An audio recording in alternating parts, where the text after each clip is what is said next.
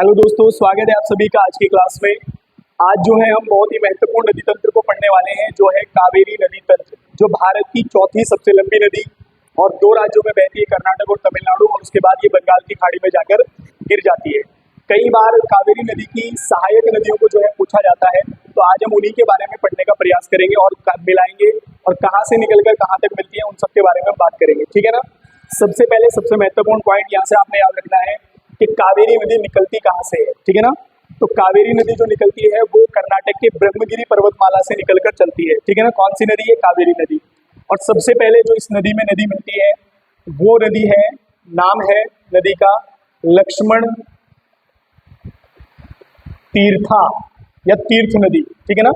सबसे पहले कावेरी नदी में एक नदी मिलती है जिसका नाम है लक्ष्मण तीर्थ या फिर लक्ष्मण तीर्था नदी, ठीक है ना। और जहां पर ये नदी मिलती है वहां पर आप याद रखेंगे कहां पर, तो यहाँ पर बनता है कृष्णराज सागर। क्या बनता है? कृष्णराज सागर, ठीक है ना। यहाँ पर इससे जो है कौन सी नदी मिलती है? तो लक्ष्मण तीर्थ नदी जो है कावेरी नदी से जो है कर्नाटक राज्य के कृष्णराज सागर में जो है जाकर मिलती है, ठीक है ना। उसके बाद आगे बढ़ने पर जो है इससे एक नदी ऊपर से आकर मिलती है जो कि कृष्णराज सागर के पास यानी कि थोड़ा आगे ही इससे मिलती है, ठीक है ना। और इस नदी का नाम है हेमावती। कौन सी नदी है? हेमावती। ये आप यहाँ से याद रखेंगे।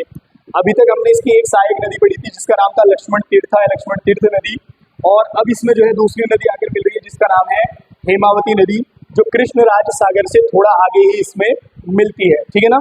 अगर हम बात करें कि लक्ष्मण तीर्थ नदी निकलकर कहाँ से आती है, तो आप यहाँ से याद रखेंगे कर्नाटक राज्य के चिकमंगलूर से निकलती है। कहाँ से? चिकमंगलूर से। किस राज्य के? कर्नाटक राज्य के चिकमंगलूर से निकलकर चलती है हेमावती नदी और जाकर कावेरी नदी में मिल जाती है, जो कि कावेरी नदी की एक सहायक नदी है, ठीक है ना। उसके बाद आगे बढ़ते हैं, ठीक है ना। नदी आगे बढ़ती है, आगे बढ़ने पर नदी में जो है आकर नदी मिलती है, और जहां पर मिलती है सबसे महत्वपूर्ण जगह है, याद रखेंगे आप, कर्नाटक का मैसूर। मैसूर कहाँ पर है? तो कर्नाटक में है मैसूर, और यहाँ पर इससे जो है एक बड़ी ही महत्वपूर्ण नदी आकर मिलती है जिस नदी का नाम है कबानी नदी। कौन सी नदी है? कबानी, ठीक है ना। अब अगर बात करें कि कबानी नदी निकलकर कहाँ से आती है, तो आप यहाँ से याद रखेंगे ये केरल के, कहाँ के? केरल के वायनाड क्षेत्र से निकलकर आती है। केरल के वायनाड क्षेत्र से निकलकर आती है। कौन सी नदी है? तो यहाँ से आप याद रखेंगे कबानी नदी। तो हेमावती, लक्ष्मण तीर्था और कबानी नदी किसकी सहायक नदियां हैं? तो ये जो है कावेरी नदी की सहायक नदियां हैं, कावेरी नदी तंत्र बनाती है, ठीक है ना। उसके बाद आगे बढ़ेंगे, ठीक है ना। आगे बढ़ने पर थोड़ा और दूर जाकर एक जगह है रामानगर। क्या है? रामानगर। जगह इतनी महत्वपूर्ण नहीं है, लेकिन आपने यहाँ पर जो आकर नदी मिलती है, इस नदी को आपने याद रखना है कि ये नदी कहाँ से आकर मिलती है, ठीक है। तो अगर हम बात करें रामानगर में, तो रामानगर में जो है इससे एक नदी आकर मिलती है कावेरी नदी से जिसका नाम है अर्कावती। क्या है? अर्कावती, ठीक है ना। कौन सी नदी आकर मिलती है? अर्कावती नदी आकर मिलती है। अगर अर्कावती नदी का मिलने का क्रम देखते हैं आप, तो रामानगर जो है कर्नाटक में मिलती है, लेकिन निकलकर कहाँ से आती है, तो आप याद रखेंगे यहाँ से जो है कर्नाटक में है नंदी हिल्स। क्या है? नंदी हिल्स, और ये कर्नाटक राज्य में ही है, ये आप याद रखिए। कर्नाटक राज्य के नंदी हिल्स से निकलती है अर्कावती नदी, और रामानगर कर्नाटक में जो है कावेरी नदी से मिल जाती है, ठीक है ना। उसके बाद आगे बढ़ेंगे। आगे बढ़ने पर तमिलनाडु का एक क्षेत्र है जिसका नाम है कोमुडी। क्या है? कोमुडी क्षेत्र। ये आप यहाँ से याद रखेंगे क्योंकि ये पेपर में कई बार पूछा जा चुका है।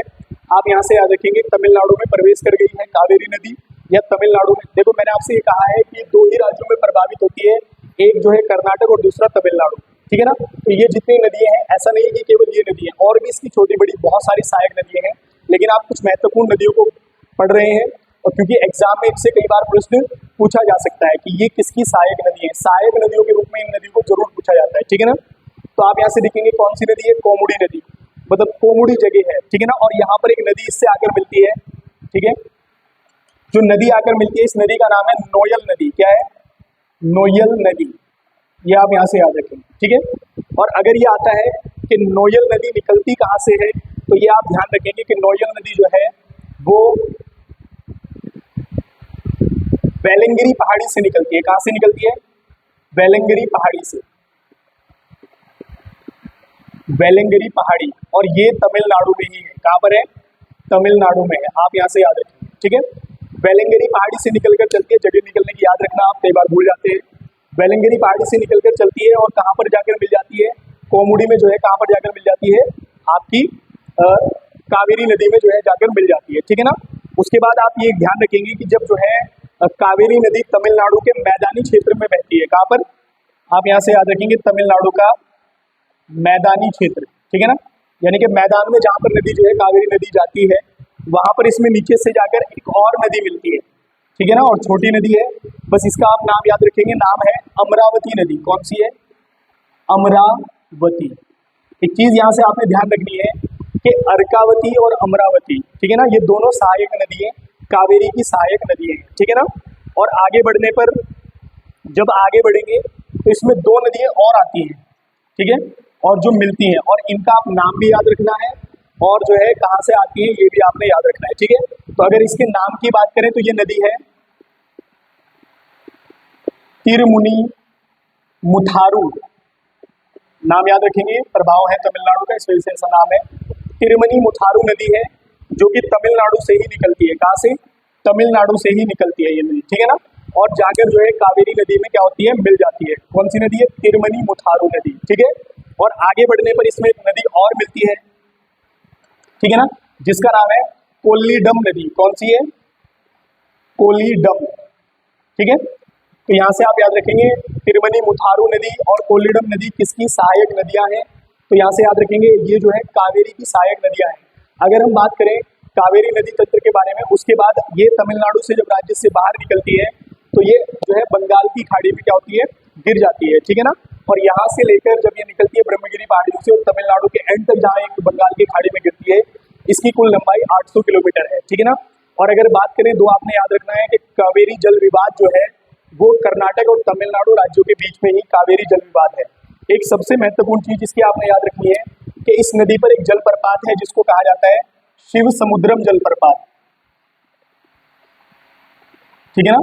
ये आप यहां से याद रखेंगे, प्रपात यानी कि झरना है, शिव समुद्रम जलप्रपात कई बार आता है पेपर में। शिव समुद्रम जलप्रपात कावेरी नदी पर है और कर्नाटक राज्य में है, ठीक है ना। तो दोस्तों उम्मीद है आपको ये समझ में आई होगी कावेरी नदी। एक दो बार आप इसको ध्यान से देखेंगे, दो तीन बार बनाएंगे इसको, तो आपको आ जाएगी, ठीक है ना। अब हम बात कर रहे थे, जब हमने शुरुआत की थी प्रायद्वीपीय भारत की नदियों की, तो हम उन नदियों को पढ़ रहे थे जो कि बंगाल की खाड़ी में गिरती हैं। दो नदियां और बची हैं, पेन्नार नदी और वैगई नदी, वो भी हम आपको बताएंगे। उसके बाद हम बात करेंगे अरब सागर की, जो है अरब सागर में गिरने वाली नदियों की, ठीक है ना। तो धन्यवाद, मिलते हैं नेक्स्ट वीडियो में।